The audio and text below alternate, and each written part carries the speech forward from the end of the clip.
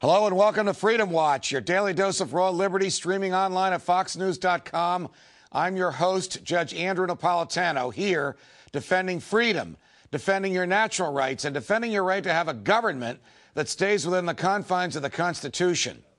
The Republican primary race for governor in the Lone Star State is on. The current Texas Governor Rick Perry, who's been in office since the year 2000 and is the longest-serving governor in Texas history, is up by 11 percentage points in the latest Rasmussen poll. But there's a growing dissatisfaction in Texas with establishment big government types of either major party. My next guest is Republican gubernatorial candidate Deborah Medina, whose campaign grew out of the grassroots-inspired tea parties and town hall meetings all over the state. She is taking on the status quo, defending and preserving the Constitution, individual liberty, eliminating property taxes, and restoring sovereignty to the state of Texas. Deborah, welcome to Freedom Watch. Good afternoon, Judge. It is great to be with you. So you're running against two household names, Governor Rick Perry and Senator Kay Bailey Hutchison. How's it going? It is going great. I tell you, we are traveling. I am traveling all over Texas. People are hungry for freedom. You know, that's a popular message, and we are championing the very constitutional republic ideas that our founders did. People are jumping on board the campaign, and you're going to watch those numbers grow in Texas. I'm interested in your choice to run in the Republican primary. I mean, you and I have talked about this on air and off. And you know my view that we really have a one-party system in this country called the big government party. There's a Republican vision of it which likes war and deficits and assaults our civil liberties. There's a Democratic vision of it which likes wealth transfer and taxes and assaults our commercial liberties. But you've chosen to stake your claim in the Republican Party. Why? And how can you get over what was done by Republicans in the years that George Bush occupied the White House? Boy, I think, Judge, that vision that you described is accurate, but it's a corrupted one, is it not? It's certainly not the vision that the early leaders in the Republican Party had. They understood the Constitution. They understood that private property ownership and gun ownership were essential elements of freedom, that this republic was founded following a rule of law, a law that applies equally to everyone. We've got to get back to those ideas. That's the Republican that I am, the Republican that understands the proper limited role of government. I think that's the Republican that most Texans are, and they are jumping on board this campaign. Deborah Medina, is there a disconnect between the average typical Republican primary voter, whether it's in Texas or anywhere else in the country, and the leadership of the party? Because the vision that you represent, which I could not possibly endorse more than I do, is not the vision that came from John McCain when he ran for president as the head of the Republican Party, the nominal head of it, just a year ago. You're absolutely right. I said in my speech before the Texas State Republican Convention just a year ago, a year and a half ago, that the grassroots is very united in this country. The disconnect is between the people and our elected leadership. We better start removing incumbents. Republicans better quit renominating entrenched big government incumbents, or we're going to continue to lose races. We have an opportunity.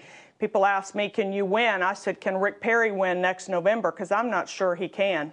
You know, Governor Perry toyed with the idea of seceding from the Union, which is something that I have argued for many years is an inherent right of a sovereign state, particularly Texas, for a couple of reasons. One, Texas was an independent country before it joined the Union.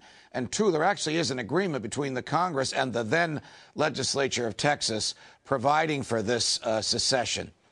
But if the government of Texas, as it now stands, were to remove the state from the Union, wouldn't the Texas state government become the oppressor of freedom that the federal government now is? You pick up, I don't know if you've been following my campaign, but we've been talking about that very thing. We are doing in Texas under our Republican leadership the very things that people are angry at Washington for doing. I am interested in saving the country, not in secession. I understand, as you talk about a lot, Jefferson said it is the unquestionable right of the state to determine when federal government overreaches, and the rightful remedy is nullification and secession. That's what we ought to be using. We ought to be using it aggressively. We ought to be limiting government in Austin, Texas as well. What would be different about the government in Texas under Governor Medina? Would you really be able to get rid of property taxes? Now, I say this as a person that lives in New Jersey, where we have the highest property taxes in the union. So the thought of having no property taxes is like going to heaven. This is not a fundamental financial issue for me. It is a freedom issue. When you take from man what he works for, he quits working. We must find another way to fill the pothole, fund the police officer, build a new wing on our school. We cannot steal from our people and expect to live free and live prosperous. We're going to eliminate property tax in Texas. We're going to raise the necessary revenue with a sales tax, a consumption tax that is the least oppressive to the economy. I would think that the elimination of the property tax in a state like Texas, or the platform offering to eliminate the property tax in the state of Texas, would resonate very well with Republicans in that state. I think people really are interested in property rights, property ownership. They understand the value of that. The other thing we've got to touch on in Texas, besides taxes, is the overuse of the eminent domain authority, and that has been abused greatly in this state. We've got to get that back to a limited government function and begin to, again, restore private property ownership in Texas, gun ownership in Texas, securing our border, and standing hard against the federal government using nullification and interposition. All right, Deborah Medina, let's talk for a minute about eminent domain. I'm actually surprised to hear you say that, because I thought, living and working here in the Northeast, that Texas was a state where property rights were respected. Now, I'm of the Jefferson view, which is that the only legitimate use of property is the way a willing buyer and a willing seller want to use it. So I don't think there even is a moral right to eminent domain. But I lost that argument. The right is in the Constitution. But it's supposed to be used, that is, the government is only supposed to pay to take private property when it pays fair market value for it and uses it for a legitimate public purpose. Is the government in Texas taking property from people against their will and then selling it to other private owners as opposed to using it for some public purpose? Yes. And we saw an effort in the legislative session 2 sessions ago to try to put a constitutional amendment on the ballot, get us some stronger legislation. The governor actually vetoed that. We did get some legislation out of this session. It is a step in the right direction, but it is clearly not a fix.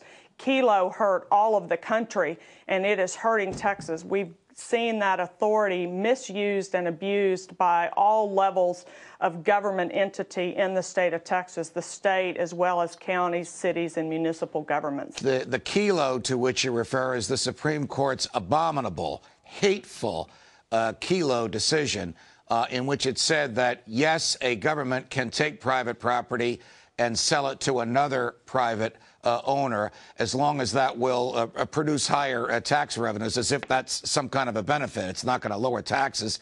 It's just going to give the government more tax dollars to spend. The Kelo case is a particular disaster because it involved taking money in order to build a parking lot for Pfizer in New London, Connecticut. And after they took the property, Pfizer pulled out of New London, Connecticut. That's right. So Mrs. Kelo lost her house, lost her property, lost her natural rights, and it didn't even go for the purpose for which it was taken. Are those things happening in Texas? Well, we certainly had a long-term push by the governor for something called the Trans-Texas Corridor, or the NAFTA Superhighway, taking property from Texans all across the state, the biggest land grab in our history, to give it to a foreign company to have dominion over our property. And many of us believe that that initiative is not dead. I can't believe that that could happen in a freedom-loving state like Texas. Deborah Medina, if people watching and listening to us now want to learn more about your campaign, is there a website or is there a place to which they can go? MedinaforTexas.com. We need shoe leather and elbow grease in this race. We are going to win, and Texas is, as you and Glenn have indicated, Texas is going to lead the country, but we're going to have to do something different. Deborah Medina is stepping out to do that. Deborah Medina, thanks for joining us on Freedom Watch. Thank you, Judge.